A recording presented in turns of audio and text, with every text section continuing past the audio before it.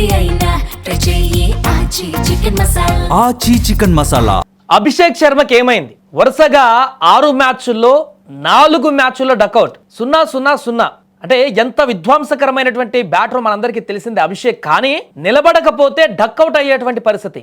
భారత క్రికెట్లో next generation విధ్వంసకర ఓపెనర్ సిక్సర్ల కింగ్ అభిషేక్ శర్మ పేరు వింటేనే బౌలర్లు వణికిపోయేటువంటి రోజులు చూసాం గత కొన్ని రోజుల నుంచి. కానీ ఇప్పుడు సీన్ రివర్స్ అయిపోయింది. అతని బ్యాటింగ్ పైన ఎలాంటి అపనమ్మకం లేదు, ఆడతాడనే నమ్మకం ఉంది. కానీ ఏదో తప్పిదం జరుగుతుంది, అది రెక్టిఫై చేసుకోకపోతే ఇబ్బందికరమైనటువంటి పరిస్థితులు ఏర్పడేలా కనిపిస్తున్నాయి. గ్రీజ్లోకి రావడం, కనీసం ఖాతా తెరవకుండా పెవిలియన్ చేరడం అతనికి అలవాటుగా మారింది మధ్య.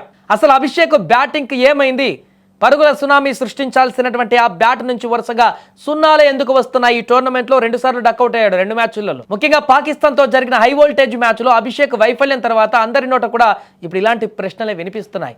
మ్యాచ్ గెలిచింది కాబట్టి పెద్దగా మాట్లాడుకోవట్లేదు, కానీ రిజల్ట్ తేడా వస్తే చాలా పెద్ద ఎఫెక్ట్ పడేది. అతడి తాజా గణాంకాలు చూస్తుంటే అభిమానులకు కళ్ళు తిరుగుతున్నాయి. ఆడినటువంటి చివరి 6 ఇన్నింగ్స్లలో ఏకంగా 4 డకౌట్లు. 0-68, 0-30-0-0 గత 6 మ్యాచ్లు.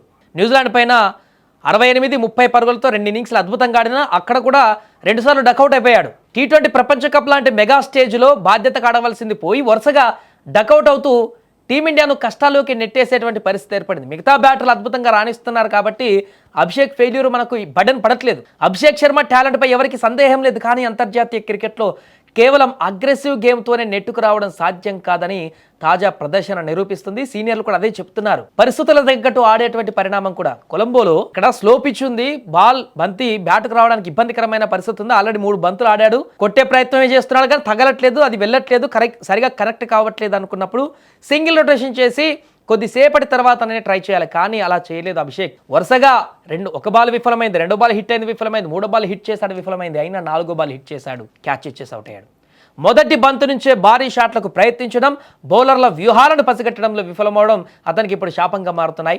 ముఖ్యంగా షార్ట్ పిచ్ బంతులు మరియు స్వింగ్ను ఎదుర్కోవడంలో అతని టెక్నిక్ లోపాలు బయటపడుతున్నాయి. మొదటి బంతు నుంచే బాధేయాలనేటువంటి అతి ఆతృత, పిచ్ కండిషన్స్ అర్థం చేసుకోకపోవడం అతన్ని దెబ్బతీస్తున్నట్టుగా తెలుస్తుంది. ఇక్కడ మైండ్ గేమ్తో పాటు బాధ్యత కూడా ఉండాలని సీనియర్లు విమర్శిస్తున్నారు. ఇప్పుడు క్రికెట్ అభిమానులంతా కోరుకునేది ఒకటే, అభిషేక్ మళ్ళీ ఫామ్లోకి వచ్చి తన సిక్సర్లతో అలరించాలి.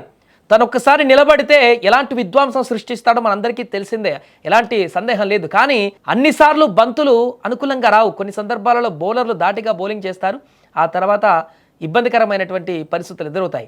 ఆ సమయంలో బ్యాట్ బాల్స్ ఏదైతే ఉంటాయో ఆ సమయంలో కొంత నిలకడగా ఉండి ఏదైతే మంచి బాల్స్ ఉంటాయో ఆ బాల్ని హిట్ చేసుకుంటూ రావాలి. అభిప్రాయం వ్యక్తం చేయండి. వరుసగా డకౌట్ అవుతున్న పరిస్థితి. ఎందుకంటే 5-10 సింగిల్స్ రొటేషన్ చేసో గేమ్ నిలకడగా ఉండి కూడా అవుట్ కావట్లేదు. పడితే 6 పడాలి, లేకుంటే అవుటేషన్ అనేది ఇది మ్యాచ్ పైన ఏ రకంగా ప్రభావాన్ని చూపిస్తుందో అర్థం చేసుకోవాలి. ఈశాన్ కిషన్ లేకపోతే నిన్న ఏం జరిగేది ఒకసారి ఆలోచించండి. గెలిచాం కాబట్టి సంబరాలు చేసుకుంటున్నాం. ఈశాన్ కిషన్ ఆ రకమైనటువంటి ధాటి బ్యాటింగ్ కనుక చేయకపోతే మ్యాచ్ స్వరూపం వేరేలాగుండేది, ఊహిస్తేనే భయంకరంగా ఉండేది. దానికి మొదట అవుటే అయ్యేది. అందుకే సందర్భానుచితంగా బ్యాటింగ్ చేయడం అనేది బ్యాట్స్మెన్కి చాలా ముఖ్యం. ఇప్పుడిప్పుడే వస్తున్నాడు కాబట్టి ఇంకా చాలా ఫ్యూచర్ ఉంది కాబట్టి అభిషేక్కి నేర్చుకుంటాడు, అదంతా కూడా మనం గ్రహించాలి. ఇదే రకమైనటువంటి వైఖరి ఉంటే మాత్రం తీవ్ర పరిణామాలు భవిష్యత్తులో ఎదురయ్యే అవకాశం ఉంది. దాన్ని కెరీర్ అనేటువంటి అభిప్రాయం కూడా వ్యక్తమవుతుంది. సో అభిషేక్ శర్మ త్వరగా కొన్ని ట్రిక్స్ని నేర్చుకొని అద్భుతమైన బ్యాటర్ అయిన ప్రపంచంలోనే హిట్ చేయగలటువంటి ఆ యొక్క మైనస్లు ఎక్కడ జరుగుతున్నాయో వాటిని గ్రహించి అద్భుతంగా ముందు మ్యాచ్లలో ఇంకా జరగబోయేటువంటి మ్యాచ్ల్లో రాణించాలని కూడా కోరుకుందాం.